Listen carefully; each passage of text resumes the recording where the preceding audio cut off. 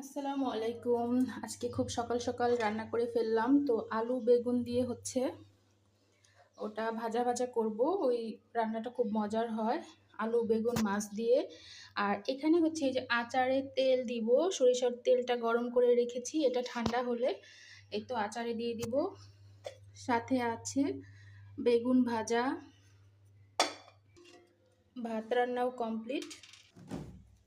আর নাস্তার জন্য এই তো সকালবেলা আমি শুধু চা খাই, একটা বিস্কিট এরকম বা একটা ডিম সিদ্ধ।